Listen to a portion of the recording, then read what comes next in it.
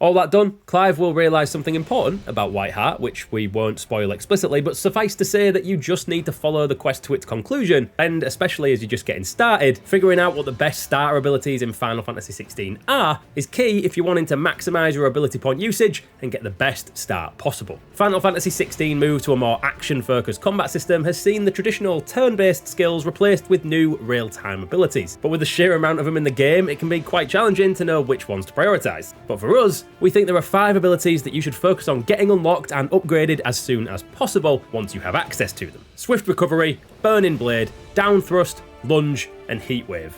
The first 4 in that list are part of the starting skills you'll get access to regardless of your playthrough, but they are very much worth prioritising when you have the ability points spare to get added to your skill set immediately. Swift Recovery is one of the simplest but most useful skills that you can pick up, as it just allows you to recover faster and get back into the action quicker after you get hit. Burning Blade gives you the option to enhance your attacks with imbued fire, which is brilliant for when your abilities are on cooldown. Down Thrust and Lunge somewhat work together as one, considering they both use the same button combination. Lunge is, as the name suggests, brilliant at closing the distance on your foes and keeping combos alive, while Down Thrust is great for in-air combat and can deal some pretty impressive damage to any target it hits. And finally, while it takes a few hours to get the chance to pick it up, Heat Wave is by far the best early icon ability to pick up in Final Fantasy XVI. It deals high melee and range damage and can hit more than one enemy if you aim your waves correctly. We'd recommend pairing this with the Rising Flames ability, a combo that we kept upgrading and used to great effect for basically the majority of our time in the game.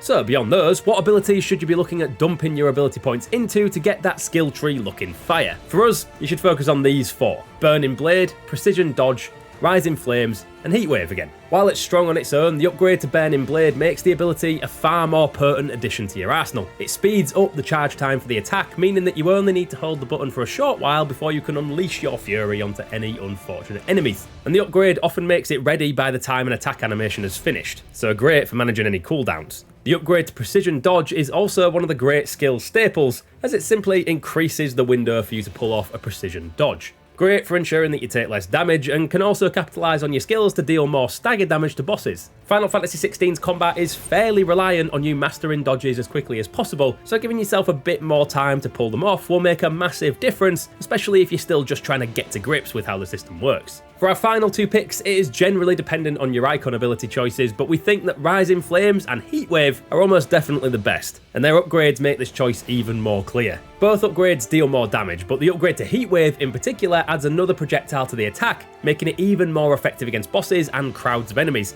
and you shouldn't underestimate the ability to crowd control.